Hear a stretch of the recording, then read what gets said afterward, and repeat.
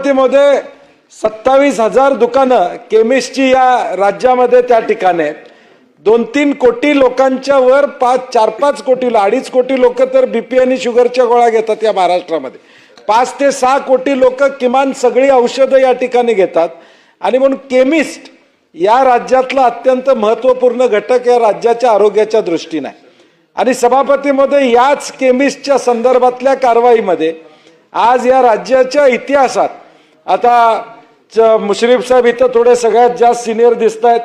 मंत्रालयात धाड पडणं हे कधी आमच्या या ठिकाणी ऐकवण्यात नाही आहे. एसीबीची धाड ही मंत्रालयात कधी झाली आम्ही ऐकलेलं नाही, परंतु मंत्रालयामध्ये आणि अँटी करप्शन ब्युरोची धाड सभापतीमध्ये कधी होती. आपण इथे खातं सांभाळलेलं आहे, मी 6 वर्ष खातं सांभाळलेलं आहे. कानावर घातल्याशिवाय मंत्रालयात एसीबीचे लोक जाणार नाहीत. एवढी स्वतंत्रता असेल एसीबीला तर मी एसीबीचं मनापासून अभिनंदन या सभागृहामध्ये या ठिकाणी करेन. परंतु आज त्याची मान्यता घेऊन रेकी करून 2 दिवस रेकी करण्यात आली. एसीबी कुठली तक्रार आल्यानंतर रेकी केल्याशिवाय धाड टाकत नाही. रेकी करून या ठिकाणी धाड टाकली जाते.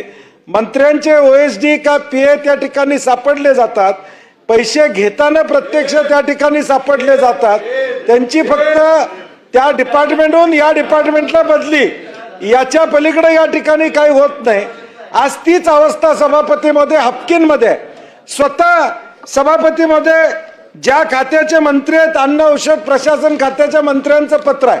हापकिनमध्ये काही 2-3 अधिकारी खालच्या लेवलचे आहेत जे योग्य काम करत नाहीत अशी तक्रार स्वतः मंत्र्यांची आहे. म्हणजे आमदारांची नाही, स्वतः मंत्र्यांची आहे. खोटी सही केली अधिकाऱ्यांची.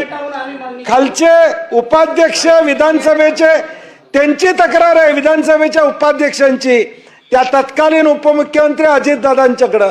हापकिन संस्थेबद्दल एक वेगळा आता विषय या लागलेला, त्याची वेगळी लक्षवेधी आम्ही मांडू. आता तो रिलायन्सला द्यायचं चाललंय का अशी शंका निर्माण झालेली आहे. परंतु सभापती महोदय, राज्यात चाललंय काय की एका बाजूला जे आरोग्य केमिस्ट खातं, ज्या केमिस्टच्या माध्यमातून या ठिकाणी खरी औषधं दिली पाहिजेत.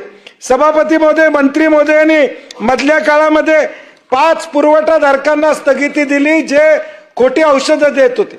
अगदी केंद्रातनं दट्टे आल्यावर ही स्थगिती उठवली गेली. मी जाहीर बोलत नाही कुणाचा दट्टे आला, केंद्रातनं दट्टे आला. 5 विशाल एंटरप्राइजेस, जया एंटरप्राइजेस या सगळ्यांना मंत्री महोदय स्थगिती देतात खोटी औषधं दिल्यानंतर. वरून निरोप आल्यावर मग तुम्ही जागे झालात. अजितदादांनी बोलवून सांगितलं तुम्हाला हे चुकीचं केलं, मग तुम्ही ती स्थगिती या ठिकाणी